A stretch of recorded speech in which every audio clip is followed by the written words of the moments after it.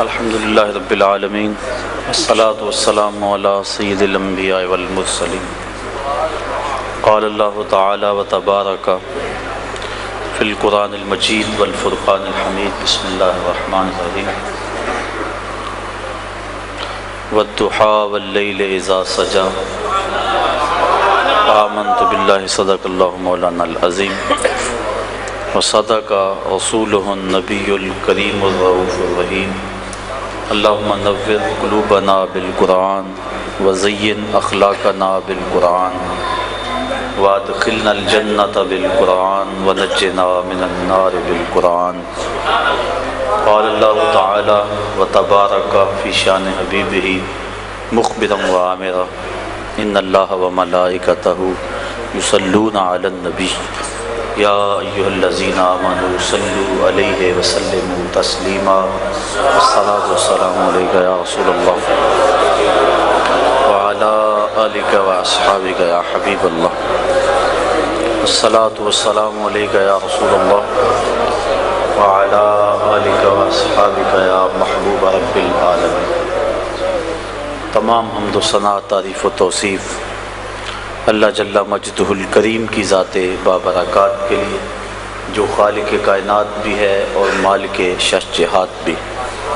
اللہ جل وعلا کی حمد و ثنا کے بعد حضور نبی اکرم، شفیع امم، رسول محتشم، نبی مکرم، اللہ کے پیارے، امت کے سہارے، رب کے محبوب، دانائے غیوب، مالک رقاب امم، فخر عرب و عجم، والی کون و مکان، سیاہ لا مکان، سید انس و جاں، سرور لالا رخاں، نیر تاباں، سرنشین مہوشاں، ماہ خوباں، شہنشاہ حسینہ، تتمہ دوراں، سرخیل زہرہ جمالاں، جلوہ صبح ازل، نور ذات لم یزل، باعث تکوین عالم، فخر آدم و بنی آدم، نیر بطحا، رازدار ما اوہا، شاہد ما طغا، صاحب علم نشرہ، معصوم آمنہ احمد مجتبی، حضرت محمد مصطفیٰ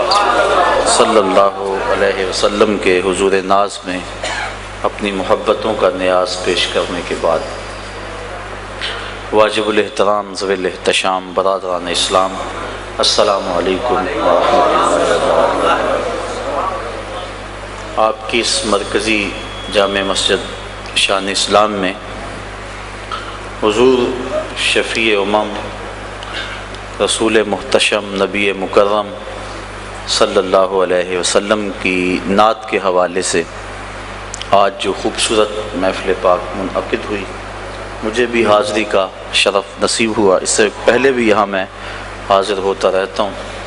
اللہ تعالیٰ زبان پہ کلمت الحق جاری فرمائے اور حضور کی محبتوں کی فراوانی ہم سب کو نصیب فرمائے، اور محبت کا جو نتیجہ ہے عمل اور اطاعت، اس سے ہم سب کو مالا مال فرمائے۔ جو ہمارے لفظ زبان سے نکلتے ہیں وہ عمل کا روپ دھار لیں اور ہم چلتے پھرتے حضور کی سنت سیرت کا مجسمہ نظر آئیں۔ میرے استاذ المکرم ایک بڑا پیارا جملہ فرمایا کرتے تھے، آج بھی جب میں وہ لفظ اپنی زبان سے ادا کرتا ہوں تو مجھے ان کا لہجہ، ان کے زبان کی مٹھاس نظر آ جاتی ہے۔ وہ کیا کسی نے کہا تھا، اجاڑ رت کو گلابی بنائے رکھتی ہے میری آنکھ تیری دید سے وضو کر کے۔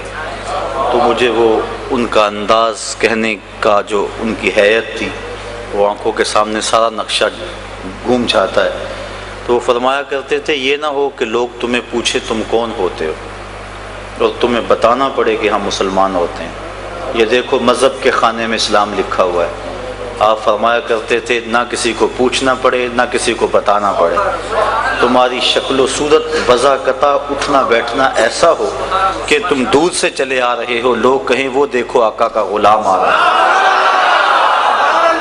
ہماری پہچان، ہماری معرفت ہی ایسی ہو، اور یہ اتنی پیاری معرفت ہے۔ کتاب کا نام ہے البشر الکئیب بلقاء الحبیب، امام سیوطی کی مصنفہ ہے۔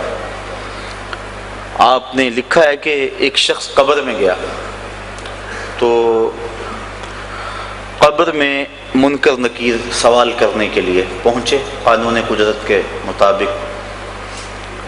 من ربوں کا ما دینوں کا سوال شروع ہوا تو اس کی داڑھی کے جو سفید بال تھے وہاں وہ مہندی لگایا کرتا تھا، چونکہ حضور مبارک کی داڑھی پاک میں 18 سے 22 تک سفید بال تھے. مختلف روایتیں موجود ہیں، بعض نے 18 لکھا ہے، بعض نے 20 لکھا ہے، بعض نے 22 لکھا ہے، مختلف روایتیں موجود ہیں. یہ صحابہ کی محبت تھی نا کہ وہ حضور کی داڑھی کے سفید بالوں کو بھی گن رکھا تھا انہوں نے. اور ایسا حلیہ اور ایسا نقشہ آپ کو کسی کا نہیں ملے گا جیسا حلیہ اور جیسا نقشہ حضور کا ملتا ہے. صحابہ کی یہ محبتیں ہیں، حضور کی ایک ایک ادا کو انہوں نے محفوظ کر لیا تھا. اور یہ کمال محبت تھی صحابہ کی حضور کے ساتھ، اور کیوں نہ ہوتی. حافظ شیرازی لکھتا ہے، اپنے محبوب کو کہتا ہے کہ میرے جیسا زمانے میں کوئی عاشق نہیں ہوگا، جس طرح کا میں عاشق ہوں زمانے میں ایسا کوئی عاشق نہیں ہوگا. اور پھر خود کہتا ہے اس لیے تیرے جیسا محبوب بھی تو کوئی نہیں نا. تو بات یہ ہے کہ اگر صحابہ کا عشق ضرب المثل ہے کہ لوگوں نے بڑے قصے پڑھے ہیں محبتوں کے، لیکن آج تک آپ نے نہیں سنا ہوگا کہ کوئی محب اپنے محبوب کا لعاب بھی ہاتھوں پہ لیتا ہو. تو یہ اگر عشق اتنا بڑا ہے تو حسن بھی تو اتنا بڑا ہوگا، کیونکہ عشق میں گرمی جو ہے وہ حسن کی وجہ سے ہوتی ہے. حضرت اقبال نے کہا نا، فرصت کشم کشم دے دل بے قرار رہا، یک دو شکن زیادہ کن گیسوئے تابدار رہا. وہ کہتے ہیں کہ کشم کش کی فرصت بھی نہ دے اس تابدار دل کو جو کہ پیچ و تاب کھا رہا ہے، اپنی زلف کو اور شکن ڈال دے تاکہ میرا عشق بڑھتا رہے. تو حسن بڑا ہو تو عشق بھی بڑا ہوتا ہے. تو صحابہ کا جو حسن حضور کے ساتھ تھا اس کی مثال دنیا پہ ملنا مشکل ہی نہیں، ناممکن ہے. اس لیے کہ ایسا حسن کوئی نہیں تھا، اور جب حسن نہیں ایسا ہوگا تو عشق بھی ایسا نہیں ہوگا. تو صحابہ کی محبت ہے کہ انہوں نے حضور کی مبارک داڑھی کے بال بھی گن رکھے ہیں. 18 سے لے کر 22 تک حضور کی داڑھی مبارک میں سفید بال تھے، اور ان بالوں کو حضور سرخ مہندی کا وسمہ کرتے تھے. اب اس سنت کو ادا کرتے ہوئے وہ مرنے والا بھی اپنی داڑھی کی سفید بالوں کو اس نے سرخ مہندی سے وسمہ کیا ہوا تھا.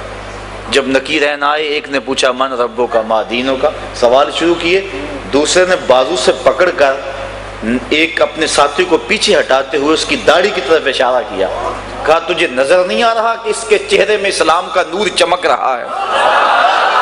تو اس سے سوال کر رہا ہے، تجھے نظر نہیں آ رہا کہ اس کے چہرے میں اسلام کا نور چمک رہا ہے؟ کاش کہ ہماری پہچان ایسی بن جائے. میں کہتا ہوں ہمارا جیسا عقیدہ ہے نا، ایسا عقیدہ کسی کے پاس نہیں ہے. اس پہ دلائل موجود ہیں الحمدللہ. آپ سروے کر کے دیکھ لیں، غیر جانبدار ہو کے دیکھ لیں. نہیں تو ایک میں بات کیا کرتا ہوں کہ 300 سال کی کتابیں چھوڑ دیں. یہ جو 3 سال ساری خرابی عموماً ان 300 سالوں میں آئی ہے.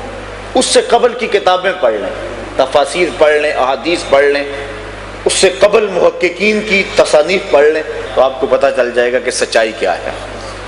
اور یہ ایک الگ مضمون ہے اور ایک الگ عنوان ہے. تو اللہ تعالیٰ نے بڑا ستھرا، سچا اور پاکیزہ ہم کو عقیدہ عطا کیا ہے. حضور کا نام سن کر ابھی آپ مچل رہے تھے اور اب بھی مچل رہے ہیں، یہ علامت محبت ہے. لوگ پوچھتے ہیں نا جی تم میلاد کرتے ہو، کہاں لکھا ہوا ہے؟ یہ محفل نعت کہاں لکھی ہوئی ہے؟ تو اس کے دلائل موجود ہیں، لیکن میں اپنے لہجے میں کہا کرتا ہوں کہ یہ ہو سکتا ہے کہ پھول کا تذکرہ چھڑا ہو، بلبل دلیلیں مانگ رہا ہو. یہ کیسے ہو سکتا ہے کہ بات شمع کی چل رہی ہو اور پروانہ کہے کہ لکھا کہاں ہوا ہے؟ اور یہ بھی ممکن نہیں کہ بات محبوب کی ہو رہی ہو اور محب دلیلیں ڈھونڈتا پھرے کہ محبوب کی تعریف کے لیے بھی مجھے دلیل فراہم کرو. دیکھو تو صحیح، حضور کا نام سن کے جس کا چہرہ کھلتا نہیں، جس کے چہرے پہ طمانیت کا نور نہیں پھیلتا، جس کی آنکھوں کی پتلیاں خوشی سے چڑھ نہیں جاتی، تو آپ سمجھ لیں کہ اس کے اندر کچھ بھی نہیں ہے، اندر اس کا خالی ہے. زبان پہ کلمہ ہے لیکن سینے میں نہیں اترا. اس کا دل نور ایمان سے خالی ہے. یہ ہو ہی نہیں سکتا کہ ذکر حضور کا ہو اور کلیجے میں ٹھنڈ نہ پڑے.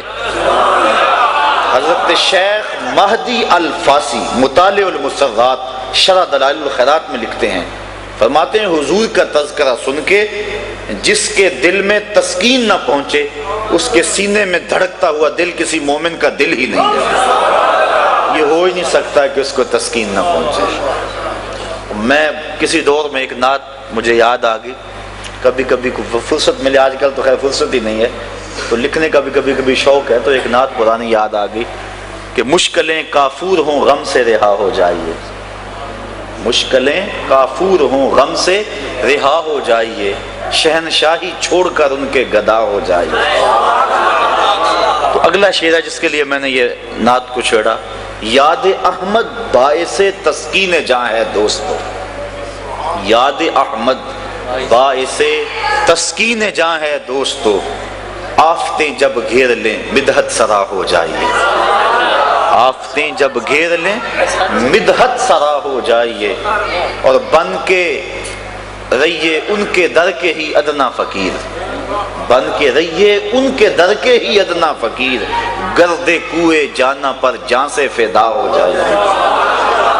اور غالب کا ایک شعر ہے کہ عشق بتاں فکر معاش، اس مختصر سی زندگی میں وہ کہتا ہے کیا کیا کریں، کتنے کام ہیں، تو اس شعر میں اس کا جواب دیا گیا ہے، یاد ہائے رفتگاں عشق بتاں فکر معاش، کس مصیبت میں پھنسے ہو با خدا ہو جائیے، اور ان کی ہر سنت ہو ثاقب جان و دل سے بھی عزیز، ان کی ہر سنت ہو ثاقب جان و دل سے بھی عزیز، مصطفیٰ کی ذات میں ایسے فنا ہو جائیے۔ تو بات یہ ہے کہ نبی کا تذکرہ یقیناً روح کو قرار دیتا ہے اور قلب کی تسکین کا سبب ہے، اور اہل ایمان حضور کے ذکر کی خوشبو سے اپنے مشام جاں کو معطر کرتے رہتے ہیں، اور یہ بہانے تلاش کرتے ہیں، کوئی بہانہ ملے تو حضور کا ذکر چھڑے، اور حضور کا جب ذکر چھڑتا ہے تو خوشبو پھیلتی ہے، ماحول کے اندر ایک نور پھیلتا ہے، جہاں محافل ہوتی ہیں لگتا ہے جیسا رحمتوں کی برسات ہو رہی ہے اور کرم کی برکھا برس رہی ہے۔ آپ اس کا ادراک کریں، احساسات کی آنکھیں کھولیں، اور آپ کو محسوس ہوگا کہ جہاں ذکر خدا ہے وہاں نزول رحمت باری ہے، جہاں ذکر مصطفیٰ ہے وہاں نزول رحمت باری ہے، جہاں نبی کا نام لیا جائے، یقیناً یہ نام ہی ایسا ہے، کتنا میٹھا نام ہے یہ حضور کا نام، یہ نام کوئی کام بگڑنے نہیں دیتا، بگڑے بھی بنا دیتا ہے نام محمد۔ جب لبوں پہ یہ نام سج جاتا ہے تو نطق ایک دوسرے کے دونوں ہونٹ بوسے لیتے ہیں، اور نام ہی ایسا ہے اگر کوئی تعریف نہ بھی کرنا چاہے نام ہی لے گا تو اس میں تعریف ہے، کیونکہ محمد کا معنی یہ ہے الذی یحمد حمدن بعد حمدن، مرتن بعد مرتن، کرتن بعد کرتن۔ محمد وہ ہوتا ہے جس کی بار بار تعریف کی جائے، حتیٰ کہ تعریف کی اپنی تعریف ختم ہو جائے، محمد وہ ہوتا ہے جس کی تعریف ختم نہ ہو، چشمے سوکھ جائیں، کلمے ٹوٹ جائیں، کاغذ ختم ہو جائیں، محمد وہ ہوتا ہے جس کی تعریف ختم نہ ہو۔ بڑی حیرت ہوتی ہے جب لوگ کلمہ بھی پڑھتے ہیں اور پھر خامیاں بھی نکالنے بیٹھ جاتے ہیں، یہ تو کافروں نے بھی کہا، عجیب بات ہے، محمد بھی کہتے تو گالیاں بھی دیتے، ایک بات کرو، یا تو محمد کہنا چھوڑ دو یا گالیاں دینا چھوڑ دو۔ اگر کوئی کہے کہ پھول خوبصورت نہیں، یہ تو بات نہیں بنتی، پھول بھی کہہ رہے اور کہہ رہے خوبصورت بھی نہیں، حسن تو پھول کی ایک ایک درز میں رکھا گیا ہے، اس کی نزاکتوں کے اندر حسن بھر دیا گیا ہے، اور کہے پھول بھی ہے خوبصورت بھی نہیں، کہے محمد اور پھر نقص بھی نکالے، کیونکہ اہل زبان تھے نا، وہ سمجھتے تھے کہ یہ جو ہے وہ باب تفعیل سے ہے، اور تفعیل کثرت ماخذ چاہتا ہے، اس لیے محمد کا معنی کثرت تحمید ہے، کثرت تعریف ہے، خوبیوں کی کثرت کے مجموعے کو محمد کہتے ہیں۔ تو یہ عجیب بات ہے کہ یہ لفظ بول کے پھر تنقید کرتے ہو، کہا یہ بات جچتی نہیں ہے، اچھا چلو ٹھیک ہے نام بدل لیتے ہیں۔ انہوں نے اپنے طور پہ نام بدل لیا اور کہنا شروع کر دیا مزمم، معاذ اللہ، اس کا معنی بار بار مذمت کیا گیا، یہ اس کے الٹ اپنے طور پہ انہوں نے نام رکھا۔ کتب سیر میں یہ واقعہ موجود ہے، اور پھر وہ اس انداز کے ساتھ محمد نہیں کہتے تھے، مزمم کہتے تھے، اور پھر اپنے دل کی آگ نکالتے تھے۔ اس طرح ایک صحابی نے سنا، حضور کی خدمت میں بھاگا آیا، حضور وہ مزمم کہہ کے گالیاں دے رہے ہیں۔ آقا کریم فرمایا تم کیوں پریشان ہو، یلعنون مزمما ویشتمون مزمما وانا محمد، وہ کسی مذمم کو گالیاں دیتے ہوں گے، میرے اللہ نے تو مجھ کو محمد بنایا۔ تو محمد ہوتا ہی وہ ہے جس کی تعریف ہی کی جائے، ساری رات ہو جائے، سحر ہو جائے، اللہ اکبر یہ ذکر پھر بھی ختم نہیں ہوتا، بلکہ سحر کو بندہ خود ہی ہاتھ جوڑ کے کھڑے ہو جاتا ہے، دل کے ارمانوں پورے ہوئے تھے ابھی، یہ غضب ہو گیا کہ سحر ہو گئی۔ ان کی زلفیں جدھر بھی بکھرتی گئیں، گیت گاتی ہوئی شب ادھر ہو گئی، ان کی آنکھوں میں ایسا نشہ تھا فراز، جس نے دیکھا وہی لڑکھڑاتا گیا، اس طرف ہی بہاروں کے رخ پھر گئے، جس طرف کے نشیلی نظر ہو گئی، چاند گہنا گیا، مہر شرما گیا، حسن ہر ایک شے کا سوا ہو گیا، ان کے آنے کا یارو مزہ آ گیا، پوری دنیا ہی شیر و شکر ہو گئی، کن کی کنجی ہے جس کی زباں وہ نبی، جس کی قرآن ہے داستاں وہ نبی، ان کی نظروں کی وسعت کی کیا بات ہے، جب بنی ہم پہ ان کو خبر ہو گئی۔ تو راتیں بیت جائیں، لمحے سمٹ جائیں، علماء نے بڑی بڑی ضخیم کتابیں لکھی ہیں اور اتنے تذکرے پھیلے ہیں حضور کے، اللہ اکبر۔ اور پھر حضور کا جب تذکرہ کرنے کے لیے قلم کاغذ پہ آتا ہے تو لگتا ہے کاغذ پہ سجدے کر رہا ہے، پھر حضور کی تعریف بنتی ہے نا۔ اور جب نطق اللہ اکبر در رسول پہ دربانی کرتا ہے اور لفظ حضور کے قدموں میں سلامی کرتے ہیں تو اسی کو نعت کہتے ہیں۔ حضرت حسین حضرت نے تو اپنے انداز میں نعت کو بیان کیا ہے، وہ کہتا ہے زباں ہو محو توصیف و ثنا تو نعت کہتا ہوں، زباں ہو محو توصیف و ثنا تو نعت کہتا ہوں، بنے جب دھڑکنے صلی اللہ تو نعت کہتا ہوں۔ جب دل کا ایک ایک تار نبی نبی بولے تو پھر نعت بنتی ہے نا، جب تن من ہر سمت وہ روشنی اور وہ اجالے پھیل جائیں تو پھر نعت بنتی ہے۔ تو نعت روشنی کا نام ہے، نور و نکھت کا نام ہے، اجالوں اور ضیاؤں اور خوشبوؤں کا نام ہے، اور اندھیری رات کے اندر طلوع سحر کا نام نعت ہے۔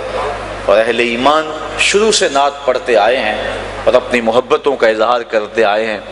اللہ کے محبوب علیہ السلام نے جب فتح مکہ کیا، آپ جانتے ہیں کہ وہ منظر اسلام کا شاندار اور شوکت والا دن تھا، لیکن حضور علیہ السلام کی پیشانی یوں جھکی ہے کہ اونٹ کے کجاوے کے ساتھ حضور کی پیشانی لگی ہوئی ہے۔ حضور نے سب کو معاف کر دیا، جب سب حاضر ہو کے کانپ رہے تھے، اجریاں پھینکنے والے، پتھر مارنے والے، گڑھے کھودنے والے، گلے میں کپڑا ڈالنے والے قطاروں میں تھے، سب کانپ رہے تھے، پتہ نہیں کیا سلوک ہوگا۔ تو زبان نبوت سے کیا جملے نکلے؟ اللہ اکبر، اذهبوا انتم الطلقاء لا تثریب علیکم اليوم، جاؤ چلے جاؤ، میں تمہیں کچھ نہیں کہتا، تم آزاد ہو۔ آج میں وہی کہوں گا جو جناب یوسف نے اپنے بھائیوں سے کہا تھا۔ اللہ، پھر فرمایا عثمان بن طلحہ کہاں ہے؟ عثمان بن طلحہ کعبہ کا کنجی بردار تھا، اس کو بلایا گیا۔ ایک دن حضور نے کہا تھا مجھے چابی دو، میرا جی چاہتا ہے کہ میں کعبۃ اللہ کو کھولوں، اندر جاؤں اور نوافل ادا کروں۔ تو اس نے کہا تھا میں آپ کو چابی نہیں دے سکتا۔ آج حضور جب فاتح بن کر آئے فرمایا بلاؤ آج عثمان بن طلحہ کو، کانپتا کانپتا آیا، فرمایا لاؤ چابی، پیش کر دیں۔ تالا کھولا، نوافل ادا کیے، پھر تالا لگایا۔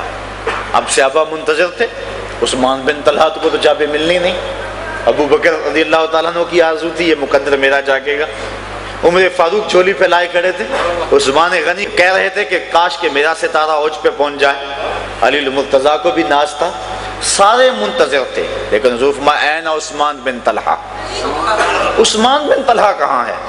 وہ کانپتا ہوا ایک سمت کھڑا تھا، فرمایا یہ لو چابی، تو نے تو نہیں دی تھی، میں عطا کر رہا ہوں۔ اور فرمایا عثمان بن طلحہ قیامت تک تیرے سے یہ چابی کو چھین نہیں سکے گا، اور آج بھی وہ چابی عثمان بن طلحہ کی اولاد کے پاس ہے۔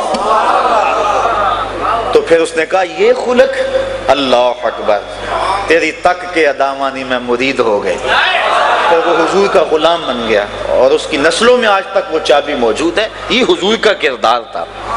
یہ کہانی تو بڑی لمبی ہے اور یہ داستان تو بڑی طویل ہے۔ وہ کیا کیا، کسی نے کہا تھا سفینہ چاہیے اس بحر بے کراں کے لیے، لیکن بہرحال حضور نے آزادی دے دی، لیکن چند اشخاص تھے جن کے بارے میں حضور نے سخت حکم دیا، ان میں سے کعب بن زہیر بھی تھا۔ یہ شاعر تھا، حجف کہا کرتا تھا، ابن خطل، یہ دوگر اس طرح کے لوگ بھی تھے۔ کعب بن زہیر کے بارے میں حکم ہوا من لقی منکم کعب بن زہیر فلیقتلہ، جس کو کعب بن زہیر ملے تو وہ اس کو قتل کر دے۔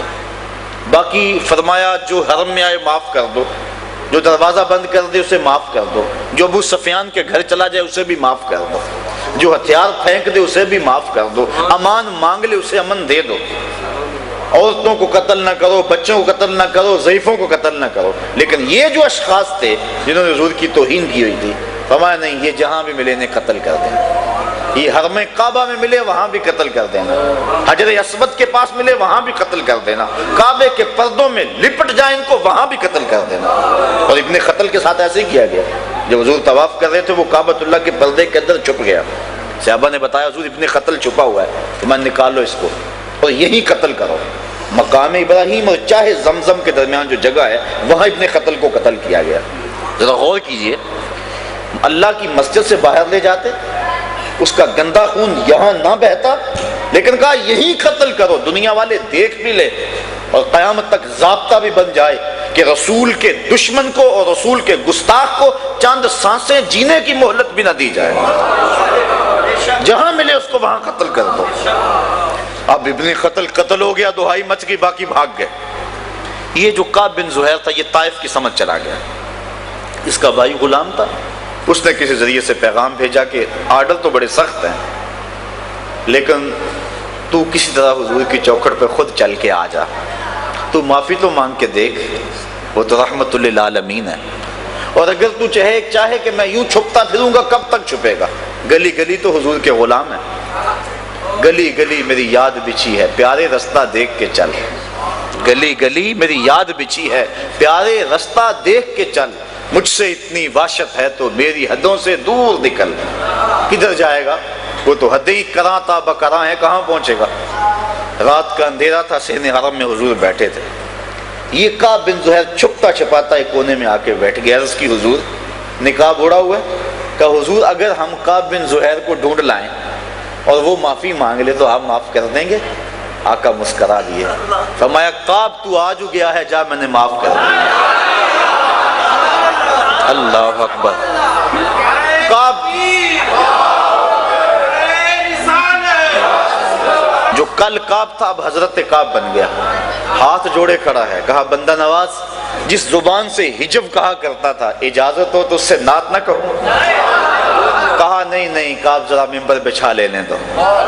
ممبر بچھ گیا، مجمع لگ گیا، حضور بیٹھ گئے، اب کعب ممبر پہ چڑھے۔ سنیے حضرت کعب نے کیا کہا اتیت عند رسول اللہ معتذرا والعذر عند رسول اللہ مقبول۔ لوگوں میں اللہ کے رسول کی خدمت میں ایک معافی نامہ لے کر آیا تھا، اور مجھے یہاں آ کر پتا چلا ہے نبی تو ہے ہی بڑا بندہ نواز۔ اگلا شعر سنیے، ان الرسول لنور یستضاء بہ مہند من سیوف الہند مسلول۔ بغیر کسی شک کے اللہ کا نبی نور ہے، یستضاء بہ مہند جس سے زمانہ چمک رہا ہے، اور ہندوستان کی تنی ہوئی تلوار، تنے ہوئے لوہے کی تلوار ہے نبی۔ آقا کریم نے دوسرے مصرے میں اصلاح دی، فرمایا مجھے ہندوستان کی تلوار نہ کہو، مجھے اللہ کی تلوار کہو۔ ہندوستان کا لوہا گو بڑا معروف تھا، لیکن آقا کریم فرمایا من سیوف الہند نہ کہو، من سیوف اللہ کہو۔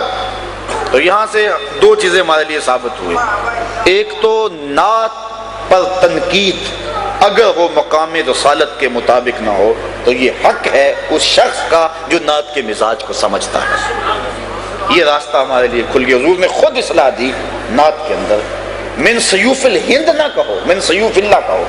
حالانکہ من سیوف الہند کہنے میں توہین نہیں تھی، لیکن من سیوف اللہ کہنے میں مرتبے کی علویت کو مزید اجاگر کیا جا رہا تھا، اس لیے کہا ہند کے لوہے کی تلوار نہ کہو بلکہ مجھے اللہ کی تلوار کہو۔ اعلی حضرت امام اہل محبت امام الشاہ احمد رضا خان فاضل بریلوی رحمۃ اللہ تعالی علیہ جن دنوں کے اندر حج پہ گئے تو وہاں گنبد خضرا کے پاس شریف مکہ کے دور میں کھجوروں کے 2 درخت تھے۔ ایک شاعر نے اس منظر کو دیکھا اور اپنے انداز میں اس کو نظم کیا، اعلی حضرت کے پاس وہ شعر لائے گئے، داد تو بڑی اس نے پائی لیکن اصل داد وہ ہوتی ہے جو فہم والوں کی داد ہوتی ہے. نافہموں کی واہ واہ نے عموماً بیڑا غرق کر کے رکھ دیا. نافہموں کی واہ واہ، یہ بات میرا جملہ جو ہے وہ قابل غور ہے. تو اعلیٰ حضرت نے جب شعر سنا، لفظ اس کے یہ تھے: حاضر ہیں درخت یوں گنبد شہ والا کے سامنے. حاضر ہیں درخت گنبد شہ والا کے سامنے، مجنو کھڑے ہوئے ہیں خیمہ لیلا کے سامنے. لوگوں نے بڑی داد دی، واہ واہ بھی کہا، کیا حد کر دی، کیسا تخیل ہے، ندرت کیسی ہے تخیل میں، قافیہ بندی کیسی ہے، ردیف کیا ہے، کیسا انداز ہے.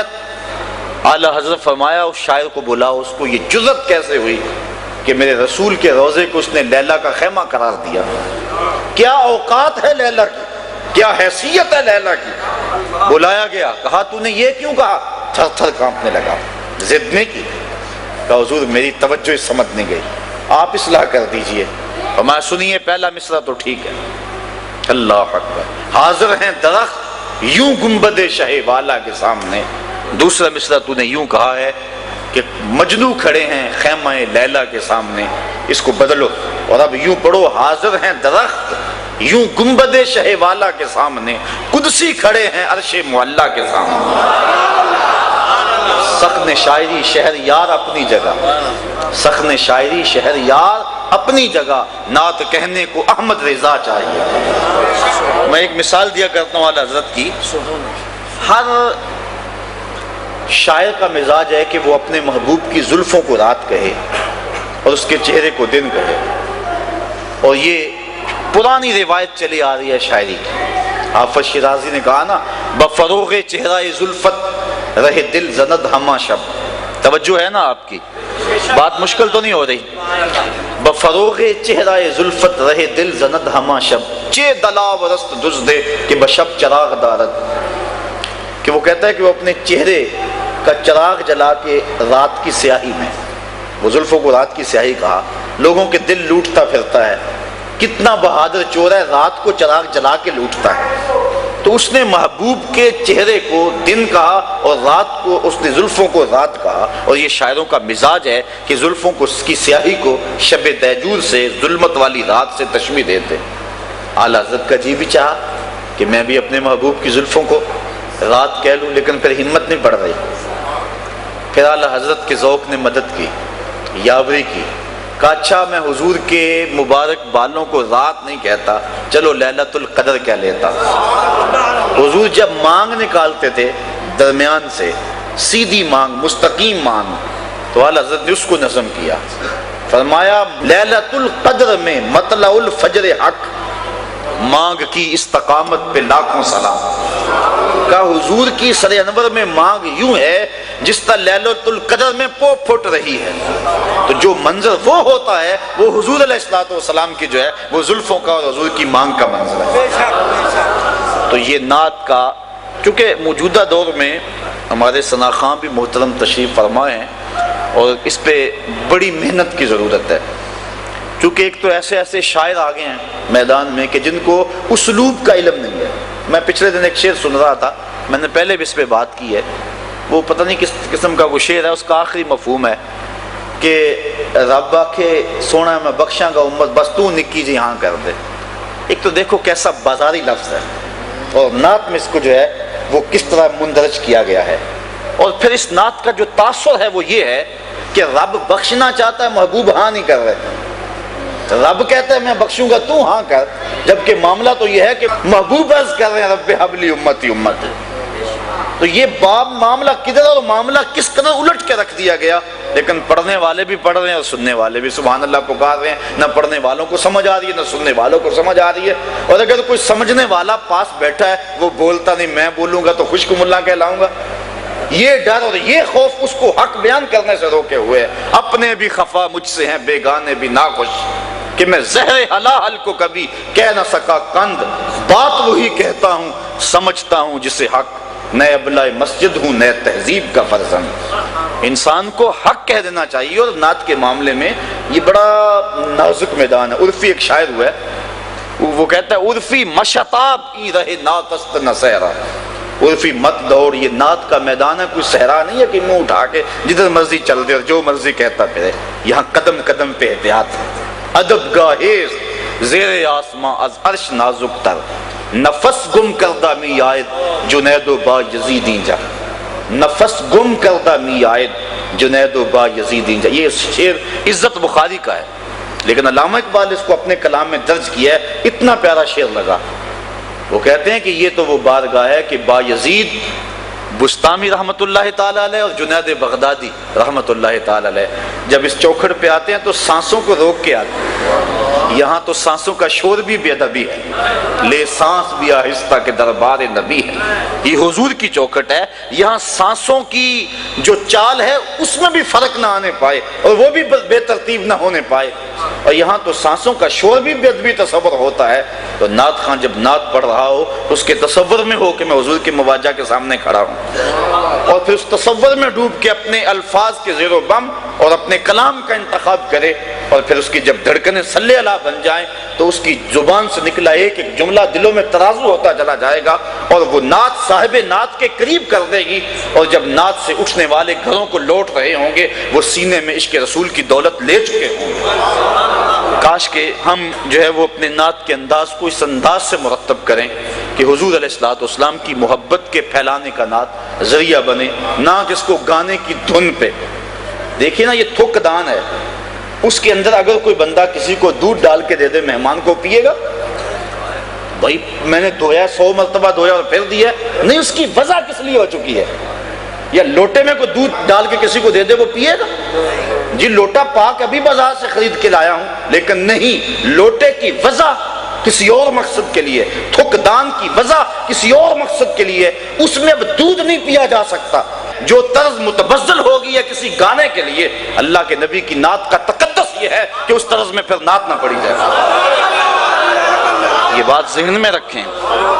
اور دوسری بات یہ ہوتی ہے کہ جب اس متبذل طرز میں جب نعت پڑی جا رہی ہوتی ہے تو کچھ لوگوں کے اندر گانا چل رہا ہوتا ہے، باہر نعت چل رہی ہوتی ہے. تو یہ نعت کی حرمت کے خلاف ہے، نعت کی عزت اور نعت کے وقار کے خلاف ہے کہ نعت پڑھتے ہوئے جو ہے وہ انسان کی جو ہے سوچ اور فکر کہیں اور گئی ہو. نعت پڑھتے ہوئے نظر گنبد خضرا کی طرف ہونی چاہیے.